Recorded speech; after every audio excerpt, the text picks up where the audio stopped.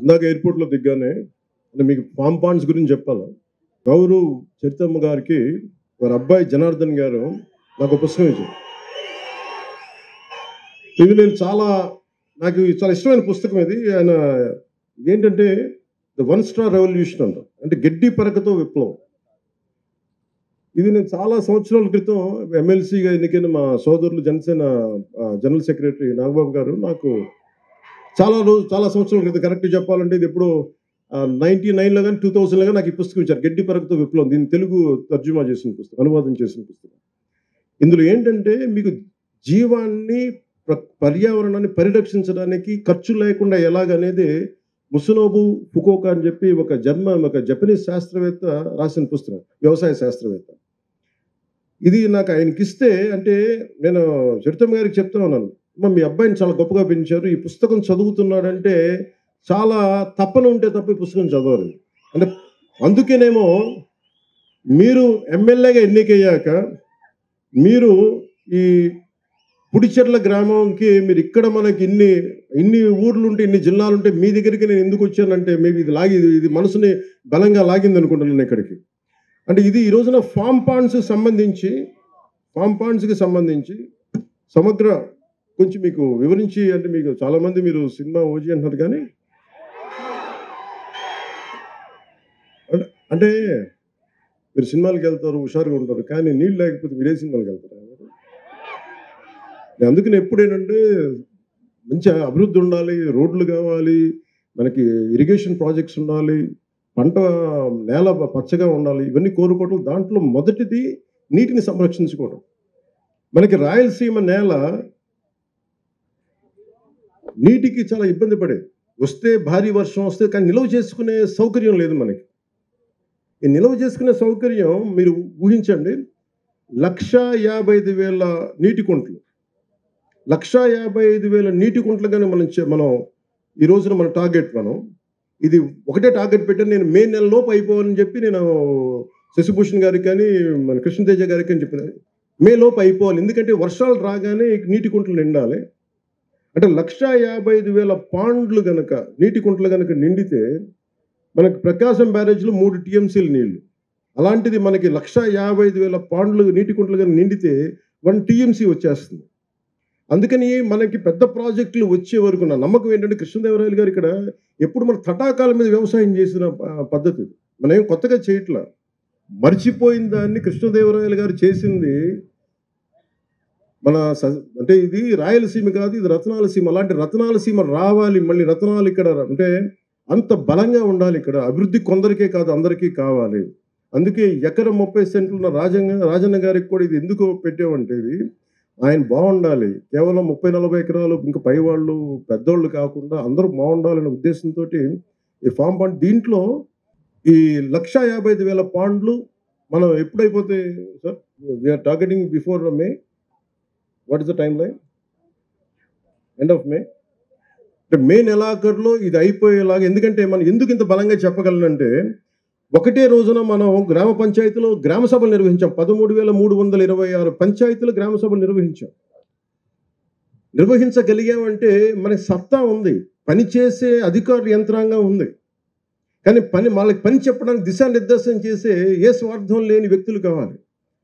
ఇది రాష్ట్రం బాగుండాలని గౌరవ ముఖ్యమంత్రి చంద్రబాబు నాయుడు గారు ఎలా కోరుకుంటారో, నేను కూడా వారి అనుభవాన్ని మనం ప్రేరణగా తీసుకొని, నేను కూడా దాన్ని నేను తీసుకున్న ఈ శాఖల్ని చాలా బలంగా చేయాలనే ఒకటే రోజున 13,326 గ్రామ పంచాయతీలు గ్రామ సభలు నిర్వహించి అభివృద్ధి కోసం చేపట్టాల్సిన పనుల జాబితాను రూపొందించడం ద్వారా మనం ఈ ప్రపంచాన్ని మన ఒక గొప్ప బలమైన సందేశం ఇచ్చింది. ప్రపంచ రికార్డు కావచ్చు, ఇంకోటి ఏదైనా కావచ్చు. అలాగే గ్రామాల్లో స్వాతంత్రం మరియు గణతంత్ర దినోత్సవాల సందర్భంగా, ఏదో ఇండిపెండెన్స్ డే కావచ్చు, రిపబ్లిక్ డే కావచ్చు, జెండా ఆవిష్కరణ కోసం మనం భారత్ మాత జిందాబాద్ అంటాం, కానీ 100 రూపాయలు చేతులు పెడితే దేములకు వస్తే ఒక సర్పంచ్కి, అలా మేజర్ గ్రామ పంచాయతీలు 100-250 మీరు ఊహించండి.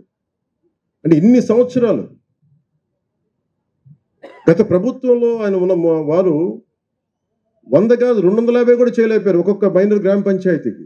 మేజర్ గ్రామ పంచాయతీ 250, 30 సంవత్సరాలు 40 సంవత్సరాల నుంచి అలాగే ఉంటే, నారా చంద్రబాబు నాయుడు గారి ఆధ్వర్యంలో వారి నాయకత్వంలో వచ్చిన మన ప్రభుత్వం 100 నుంచి గ్రామ పంచాయతీలు కేవలం జెండా పండగ చేయడానికి 100 రూపాయలని 10,000 పెంచాం. అలాగే 250 రూపాయలని 25,000కి పెంచాం. ఎన్ని ఇంతలు పెరిగిందో మీరు దయచేసి దీన్ని ఆలోచించండి.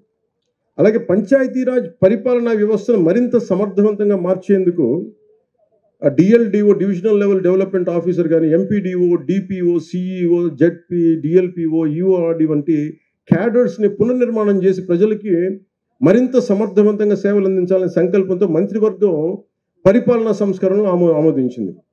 ఎందుకంటే మాకు పనులు జరగట్లేదు, లేదా టూ మెనీ వర్టికల్స్ అయిపోయినాయి, మాకు ఏ ఆఫీస్కి వెళ్ళాలో తెలియట్లేదు, అన్నీ కలిపి ఒక దాని కింద, ఒక బిల్డింగ్ కింద రావాల్సింది, ఒక వ్యవస్థ కింద రావాల్సిందని చెప్పి మేము దాన్ని కూడా ముందుకు తీసుకెళ్తా ఉన్నాం.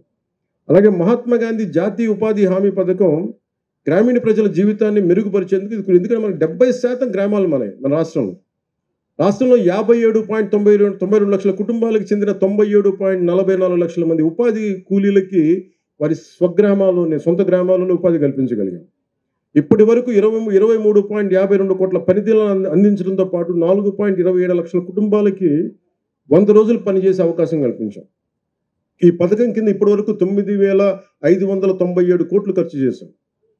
అందులో 6,009 కోట్ల కూలీల కష్టానికి, వారి శ్రమకి నేరుగా అందించగా 3,588 కోట్లు మెటీరియల్ కోసం, అది కంకర కావచ్చు, మిగతా వస్తువుల కోసం. ప్రజలకి ఉపాధి, ఆర్థిక స్థిరత్వం కల్పించడంతో పాటు మా నారా చంద్రబాబు గారి నాయకత్వంలోని ఎన్డీఏ కూటమి ప్రభుత్వం ఎప్పుడూ ఒక ముందడిగే ఉంటుంది తప్ప వెనకడిగి వేయదు. గత ప్రభుత్వ హయాంలో 5 ఏళ్లలో 4,276 కిలోమీటర్ల సీసీ రోడ్లు నిర్మించాం. గత ప్రభుత్వంలో 4,000 పైచిలుకు రోడ్లు మటుకు నిర్మించారు 5 సంవత్సరాల్లో. కానీ ప్రభుత్వం, ఎన్డీఏ కూటమి ప్రభుత్వం రాగానే 8 నెలల్లోనే గ్రామీణ రహదారి అభివృద్ధిలో దాదాపు 4,000 కిలోమీటర్ల రోడ్లని నిర్మించగలిగాం.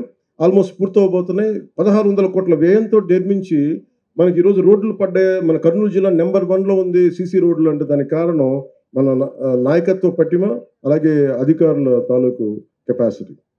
కొండ ప్రాంతాల్లో రహదారులు లేకపోతే అసలు డోలీల మీద ఆధారపడే పరిస్థితుల నుంచి ఈరోజు డోలీల ద్వారానే పేషెంట్ ఇబ్బందులు పడితే అలాంటి గ్రామాలకు కూడా గౌరవనీయ ప్రధానమంత్రి శ్రీ నరేంద్ర మోదీ గారి నాయకత్వంలో కేంద్ర ప్రభుత్వం ప్రధానమంత్రి జన్మన్ పథకం కింద ప్రధానమంత్రి జన్జాతి ఆదివాసీ న్యాయ్ మహా అభియాన్ అనే ప్రతిష్టాత్మక కార్యక్రమాన్ని ప్రారంభించింది.